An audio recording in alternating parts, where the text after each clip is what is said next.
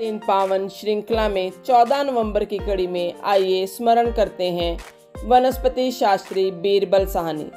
स्वतंत्र भारत के पहले शिक्षा मंत्री मौलाना आजाद ने एक वैज्ञानिक को शिक्षा सचिव जैसा महत्वपूर्ण पद संभालने के लिए आमंत्रित किया।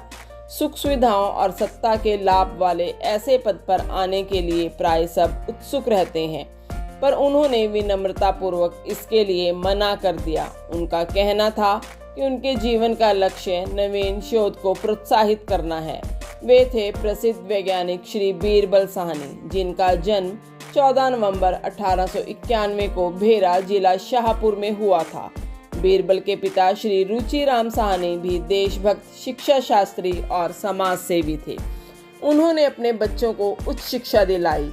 उनके घर पर स्वतंत्रता आंदोलन से जुड़े लोग आते रहते थे। इससे बीरबल के मन पर देश सेवा के अमिट संस्कार पड़े। वे नई जानकारी प्राप्त करने के लिए सदा उत्सुक रहते थे। अगर आपने हमारे चैनल को अभी तक सब्सक्राइब नहीं किया है तो कृपया इसे सब्सक्राइब अवश्य करें, जिससे कि आपको प्रतिदिन हर दिन पावन श्रृंखला की जानकारी प्राप्त हो सके।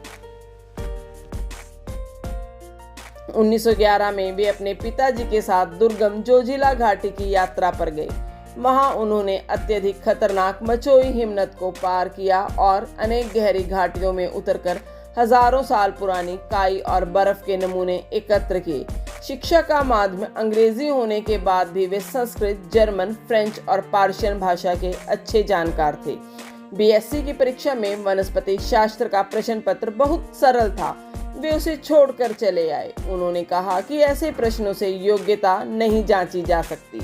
मजबूर होकर विश्वविद्यालय ने उनके लिए नया और कठिन प्रश्न पत्र बनाया, पर उन्होंने उसे आसानी से हल कर लिया। उनके पिता की इच्छा थी कि वे प्रशासनिक सेवा में जाएं, पर बीरबल ने उन्हें बता दिया कि उनकी रुचि वनस्पति शास्त्र में शोध की है। यह देखकर उनके पिता ने उन्हें उच्च शिक्षा के लिए कैम्ब्रिज भेज दिया। वहां उन्होंने अनेक वरिष्ठ वैज्ञानिकों के साथ शोध कार्य किया। दक्षिण फ्रांस और मलेशिया की वनस्पति पर उनके लेख अंतरराष्ट्रीय शोध पत्रिकाओं में प्रकाशित हुए।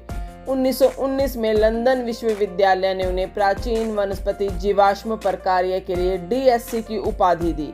उनकी योग्यता को देखकर अनेक विदेशी संस्थानों ने उन्हें आमंत्रित किया, पर वे भारत आकर काशी और पंजाब विश्वविद्यालय में अध्यापन करने लगे।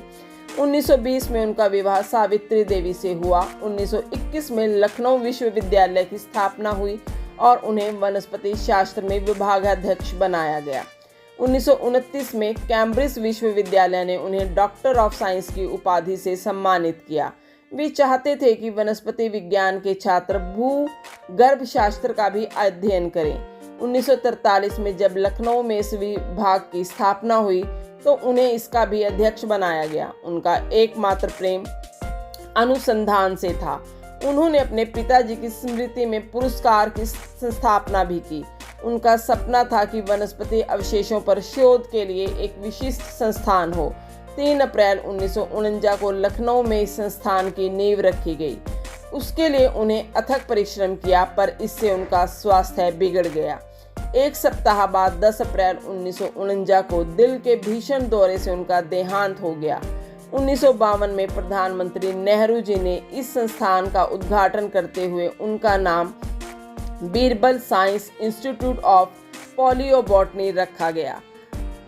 कमेंट सेक्शन में जाकर आप अपने कीमती सुझाव अवश्य दें, जिससे हम इस कार्य को और अच्छे तरीके से कर सकें। भारत माता की जय।